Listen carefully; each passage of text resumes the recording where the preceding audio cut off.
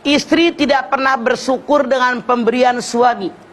Suami udah ngasih ini, penghasilan dia dikasih semua, ini yang saya peroleh dan seterusnya.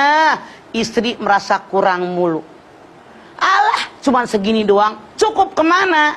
Nah, ini istri dosa, tidak mensyukuri pemberian suami. Yang kedua, kalau ada seorang istri tidak suka dengan keluarga suami, tidak sedikit di masyarakat kita, jangan-jangan di antara kita ada yang begitu. Benci sama mertua, benci sama ipar, ini dosa.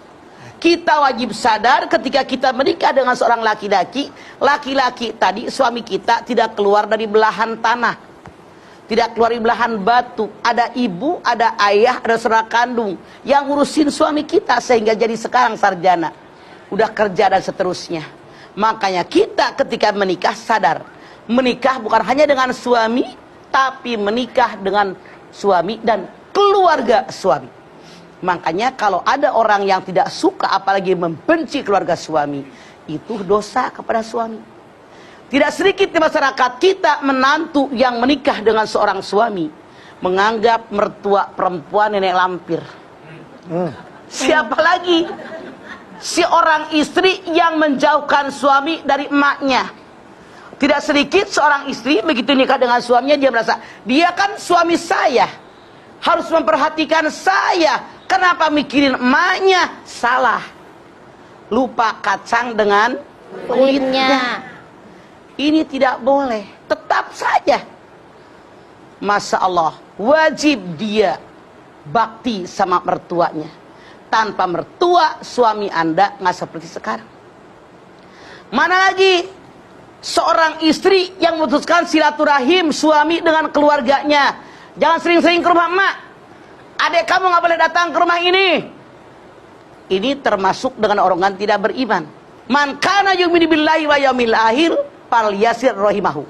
Siapa yang beriman kepada Allah, beriman dengan hari akhir, hubungkan tali silaturahim. Kalau seorang istri menjauhkan suami dari emaknya, mutusin silaturahim. Kalau seorang istri menjauhkan suami dari kakak adiknya, mutusin silaturahim. Ini salah. Siapa lagi yang dosa dengan suami?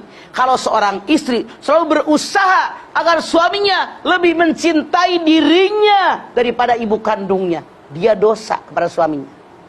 Karena yang namanya suami, ketika Siti Aisyah bertanya, ya Rasulullah, siapa yang berhak dengan seorang perempuan? Ayahnya. Siapa yang berhak dengan seorang istri kalau perempuan nikah? Suaminya. Nanya lagi Siti Aisyah, siapakah yang paling berhak dengan seorang anak laki? Ayahnya. Siapa yang paling berhak dengan seorang suami kalau anak laki udah menikah? Ibunya. Artinya sangat salah kalau seorang istri menjauhkan suami dari ibunya. Ia dosa karena tidak sesuai dengan aturan agama. Mana lagi yang berdosa kalau istri tidak pernah menghargai suaminya. Lau amartu ahadan bisujudi li ghairillah la amartul mar'ata an tasjuda li zawjiha. Kalau seandainya seorang makhluk boleh sujud dengan makhluk yang lain, aku perintahkan seorang istri sujud dengan suaminya. Tapi Islam melarang makhluk sujud dengan makhluk yang lain, maka seorang istri